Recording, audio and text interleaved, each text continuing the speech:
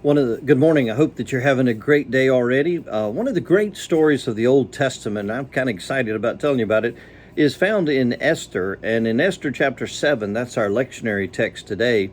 But to know it, you need to know a little bit about the background. Mordecai was one of those who were taken into captivity, and so was Esther. Esther was Mordecai's cousin, but Esther found favor in the eyes of the king and became one of his wives.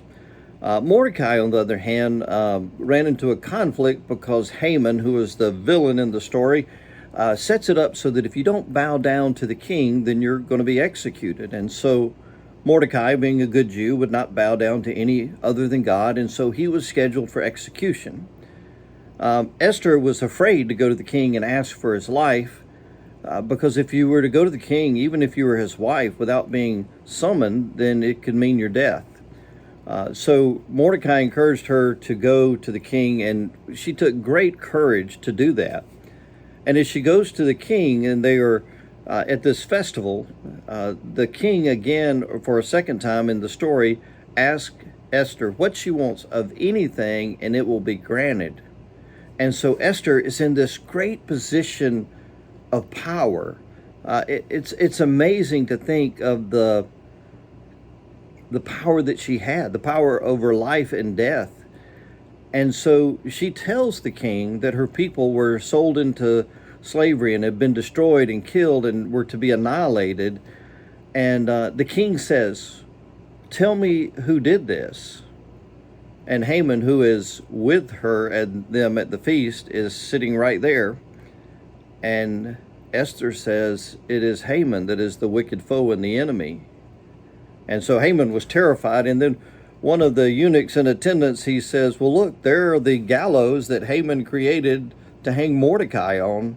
And so in a great turnabout in this story, Mordecai lives, and the Jewish people survive in this time, and Haman eventually swings from his own gallows. But see, this young Jewish girl who ends up in favor in the presence of the king is in a great position that many would want, but she's confronted with a risk to her own life by telling the king something about her heritage and that she's Jewish. So sometimes there are risky moments that come along in our lives, and we have to make choices, and sometimes those choices are very difficult to make. But we have to, at some point, stop and find where God is involved in our life and think about him not only in the big choices of life, but in everyday choices that we make. Because every choice that we make ultimately leads to life.